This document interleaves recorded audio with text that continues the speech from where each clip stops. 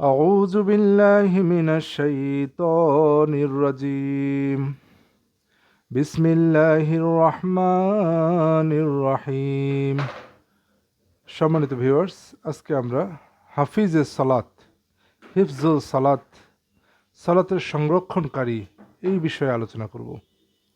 শব্দটা আমাদের কাছে নতুন মনে হতে পারে। হাফিজে সালাত, আমরা হাফিজে কোরআনের কথা শুনেছি, হিফজুল কোরআন। আল্লাহ তাআলা হচ্ছেন হাফিজে কোরআন।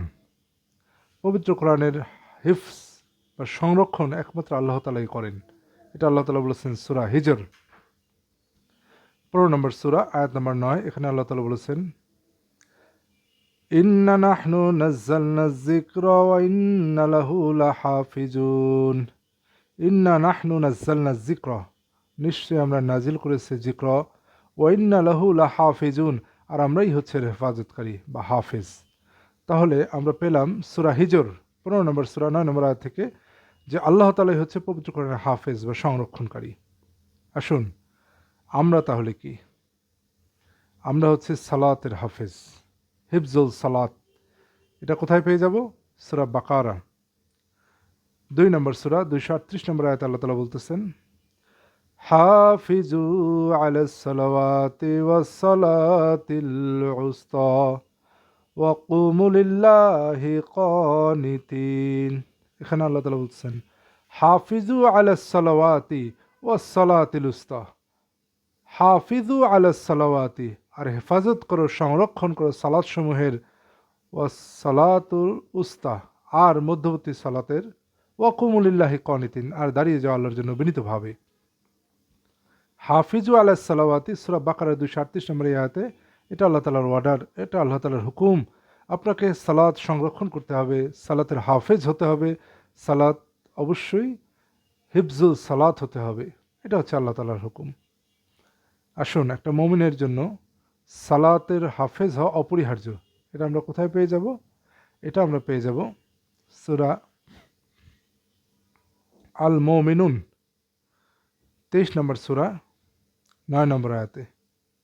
এখানে আল্লাহ তাআলা বলছেন, ওয়াল্লাযীনা হুম আলা সালাওয়াতিহিম ইউহাফিজুন, আর যারা তাদের সালাত সমূহের ক্ষেত্রে হাফেজ, ইউহাফিজুন, তারা সালাত সমূহের সংরক্ষণ করে।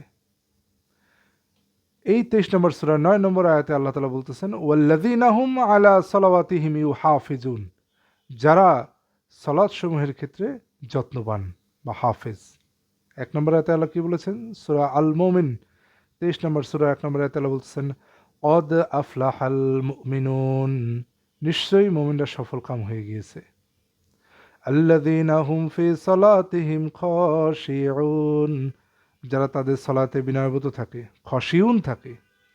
ওয়াল্লাযীনা হুম আনিল লাগবি মুরিদুন, যারা অসার এবং অর্থহীন কাজ ও কর্ম থেকে বিরত থাকে।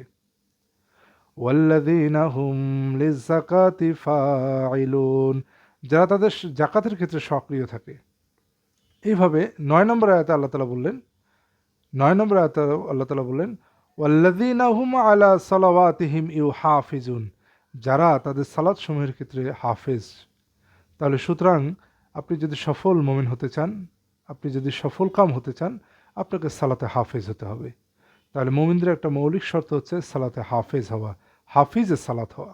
এটা আমরা পেয়ে যাই সূরা মারিজ 70 নম্বর সূরা 74 নম্বর আয়াতে। এখানে আল্লাহ তাআলা বলতেছেন, ওয়াল্লাযীনা হুম আলা সালাতিহিম ইউহাফিজুন, আর যারা তাদের নিজেদের সালাতের হেফাজত করে, হাফেজ।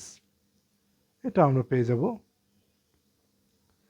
এইভাবে যদি আমরা দেখি, তাহলে আমরা সালাতের হাফেজ হওয়াটা আল্লাহ তাআলার হুকুম হিসেবে পেয়েছি 238-এ, মুমিনদের গুণাবলী হিসেবে পেয়েছি আল মুমিনুনের 9 নম্বর আয়াতে, আল মারিজের 34 নম্বর আয়াতে। আর অনেক জায়গায় হাফেজ শব্দটা আল্লাহ তাআলা ব্যবহার করেছেন। যেমন হাফেজ বোঝার জন্য আমরা আরেকটা জায়গায় যেতে পারি, অনেকগুলো আয়াতে আল্লাহ হাফেজ বলেছেন। সূরা ইউসুফ 12 নম্বর সূরা 55 নম্বর আয়াতে আল্লাহ বলতেছেন, قال اجعلني على خزائن الأرض ইন্নী হাফিজুন আলিম। ইউসুফ আলাইহিস সালাম বলছেন, সে বলল, ক্বালা জাআলনি, সে বলল, আমাকে নিযুক্ত করুন আলা খজা ইনিল আর্দ, দেশের ধন ভাণ্ডারের উপরে, ইন্নি হাফিজুন আলিম, নিশ্চয়ই তো আমি বিশ্বস্ত রক্ষক এবং সুবিজ্ঞ। তাহলে হাফিজুন আলিম, নিশ্চয় আমি হাফিজুন আলিম, এখানে ইউসুফ আলাইহিস সালাম বলতেছেন সেই ধন ভাণ্ডারের, দেশের কোষাগারের উনি বিশ্বস্ত রক্ষক, সংরক্ষক হবেন। আমরা আরও জানতে পারবো সূরা নূর, এখানে 24 নম্বর সূরা 30 নম্বর আয়াতে আল্লাহ বলতেছেন, قل للمؤمنين يغضوا من أبصارهم ويحفظوا فروجهم ذلك أزكى لهم إن الله خبير بما يصنعون। قل للمؤمنين, আর মুমিনদেরকে বলে দিন, ইয়াগুদ্দু মিন আবসারিহিম, আর মুমিনদেরকে বলে দিন তারা যেন তাদের দৃষ্টিকে সংযত রাখে, ওয়াহফাজু ফুরুজাহুম, আর তাদের লজ্জাস্থানগুলো হেফাজত করে। অন্যায় ব্যবহার, অসৎ ব্যবহার এবং ইল্লিগাল ব্যবহার থেকে যেন তারা তাদের লজ্জাস্থানগুলোকে হেফাজত করে। জালিকা আজকালাহুম, এটা তাদের জন্য পবিত্রতম। ইন্নাল্লাহ খাবীরুম বিমা ইয়াসনাউন, আর তারা যা করে আল্লাহ তাআলা তার ভালো করেই খবর রাখেন। তাহলে আমরা হাফেজ শব্দটা পেলাম, এখানে আল্লাহ তাআলা বলছেন লজ্জাস্থানের হেফাজত করতে, অন্যায় অসৎ কাজ থেকে লজ্জাস্থানকে বিরত রাখতে। তাহলে হাফেজ আল্লাহ তাআলা বিভিন্ন জায়গায় ব্যবহার করেছেন। নিজের ক্ষেত্রে উনি আল্লাহ তাআলা কোরআনের হাফেজ, আর আমাদেরকে বলছেন সালাতের হাফেজ হওয়ার জন্য, আবার এখানে বলছেন লজ্জাস্থান হেফাজত করতে। তাহলে হাফেজ শব্দটা আমরা বিভিন্ন জায়গায় পেয়ে যাব। কোরআনের ক্ষেত্রে একমাত্র আল্লাহ তাআলাই হাফেজ, দুনিয়ার আর কেউ হাফেজ নেই, শুধুমাত্র আল্লাহ তাআলাই হাফেজ, অন অ্যান্ড অনলি হাফেজ, অনলি কোরআন। আর সালাতের ক্ষেত্রে আমরা হাফেজ, আমাদের লজ্জাস্থানে আমরা হাফেজ। তো সালাতের হাফেজ এই শব্দটা আমরা কি আরও গভীরভাবে বুঝতে গেলে, যখন আল্লাহ তাআলা বললেন হাফিজু আলা সালাওয়াতি ওয়াস সালাতিল উস্তা, হেফাজত করো সালাত সমূহের, বিশেষ করে মধ্যবর্তী সালাতের, এরপর যখন মুমিনদের একটা মৌলিক গুণাবলী হিসেবে হাফেজ, সালাতুল হাফেজ, হিফজুল সালাত হওয়াটাকে অত্যাবশ্যকীয় করে দিলেন, যখন এই আয়াত নাজিল হলো মুহাম্মদ রাসূলুল্লাহ সাল্লাল্লাহু আলাইহি ওয়াসাল্লামের উপরে, নবী করিম সাল্লাল্লাহু আলাইহি ওয়াসাল্লাম যখন সাহাবাদের সামনে তেলাওয়াত করলেন, নবীজি নিজেও সালাতের হাফেজ হলেন, আবার সাহাবাদেরকেও সালাতের হাফেজ বানালেন। কেননা যারাই মুমিন হবে তাদেরকে সালাতের হাফেজ হতে হবে, সংরক্ষণকারী হতে হবে। যখন সাহাবারা সালাতের হাফেজ হয়ে গেল, নবীজি ইন্তেকাল করলেন, এরপর নতুন মুমিনরা আসলো, নতুন মুসলিম মানুষেরা আসলো, তারা যখন সাহাবাদের সংস্পর্শে আসলো, তারাও এই আয়াতগুলি পেয়ে গেল এবং সালাতের হাফেজ হয়ে গেল। সালাত তো হচ্ছে পরিপূর্ণরূপে প্র্যাকটিক্যাল, সম্পূর্ণরূপে একটু প্র্যাকটিক্যাল ইবাদত, যেটা আপনাকে হাতে কলমে দেখাতে হবে।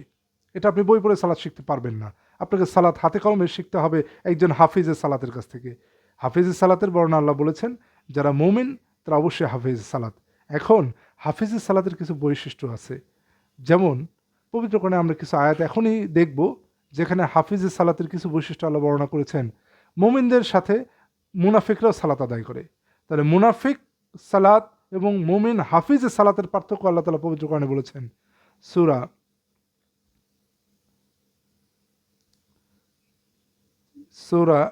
নিসা 4 নম্বর সূরা 142 নম্বর আয়াতে আল্লাহ বলতেছেন, ইন্নাল মুনাফিকিনা ইউখাদিউনাল্লাহ ওয়া হুয়া খাদিউহুম ওয়া ইযা ক্বামু ইলাস সালাতি ক্বামু কুসালা ইউরাউনান নাসা ওয়া লা ইয়াযকুরুনাল্লাহা ইল্লা কলিলা।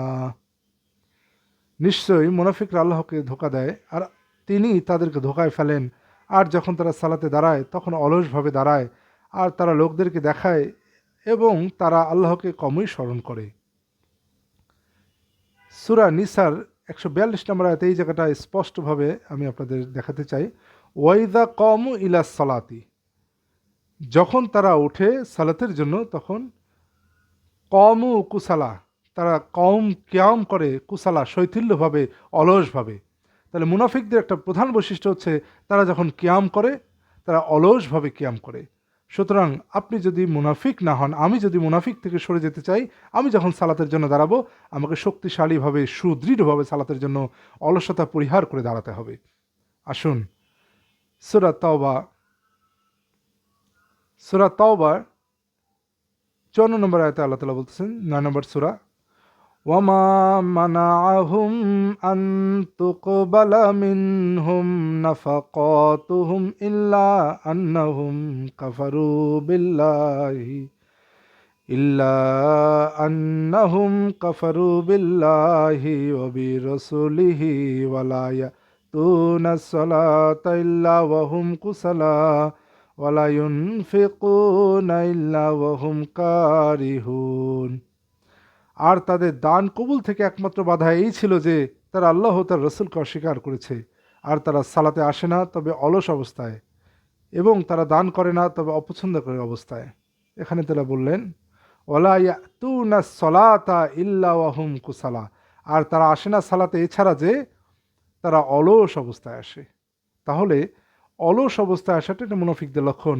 যারা মোমেন, যারা হেফজুল সালাত, যারা হাফিজে সালাত, তারা অবশ্যই অলস অবস্থায় আসবে না। কারণ আপনি আমি অবশ্যই চাবো আমরা মুনাফিকদের মধ্যে অন্তর্ভুক্ত না হতে, এবং আমরা সালাতে সুদৃঢ়ভাবে এবং অত্যন্ত সচেতনভাবে সালাতে অলসতা পরিহার করে দাঁড়াবো। তাহলে হাফিজের সালাতের একটা বৈশিষ্ট্য হচ্ছে তারা সালাতে সুদৃঢ়ভাবে অত্যন্ত শক্তিশালীভাবে সালাতে দাঁড়াবে। এখন আসেন সালাতের আরেকটা বৈশিষ্ট্য আমরা জানতে পারবো। সূরা আল ইসরা, সূরা বনী ইসরাঈল 17 নম্বর সূরা 110 নম্বর আয়াতে আল্লাহ তাআলা বলছেন কুল ইদউল্লাহ আবিদউর রহমান আইয়াম্মা তাদউ ফালাহুল আসমাউল হুসনা ওয়ালা তাজহার বিসলাতিকা ওয়ালা তুখাফিদ বিহা ওয়াবতাগি বাইনা যালিকা সাবিলা। কুল ইদউল্লাহ আবিদুর রহমান, বলো আল্লাহকে ডাকো তোমরা, অথবা রহমান নামেই ডাকো। আইয়াম্মা তাদউ ফালাহুল আসমাউল হুসনা, তোমরা যে নামেই তাকে ডাকো তার নাম সবগুলো নামেই আসমাউল হুসনা, সুন্দর নাম, উত্তম নাম। ওয়ালা তাজহার বি সালাতিকা, তুমি তোমার সালাতে চিৎকার করো না, উঁচু স্বরে সালাত করো না। ওয়ালা তুখাফিদ বিহা, নিচু স্বরেও না। ওয়াবতাগি বাইনা যালিকা সাবিলা, অবলম্বন করো বা খোঁজো এ দুয়ের মধ্যবর্তী পথ। তুমি তোমার সালাদকে উঁচুও করবা না, নিচুও করবা না, উঁচু স্বরেও না, নিচু স্বরেও না, মাঝামাঝি মাঝামাঝি অবস্থায় সালাদকে অনুসন্ধান করো বা সালাদ পড়ো।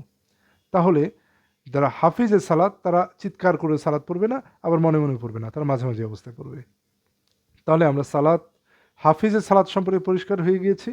রসুল আকরাম সাল্লাল্লাহু আলাইহি ওয়াসাল্লাম হাফিজের সালাদ, এরপর নবী করিম সাল্লাল্লাহু আলাইহি ওয়াসাল্লাম সাহাবাদেরকে বানালেন হাফিজের সালাদ, এবং আগত এখন পর্যন্ত বংশ পরস্পরায় জেনারেশন টু জেনারেশন এই হাফিজের সালাত আরেকজনকে সালাত শিখা দিচ্ছে। এভাবে হাফিজের সালাত তৈরি হচ্ছে আয়াতের সাথে সাথে। আয়াতও আসতেছে, হাফিজের সালাত আমরা হচ্ছে রেগুলার। আলহামদুলিল্লাহ, আজকে এই পর্যন্তই।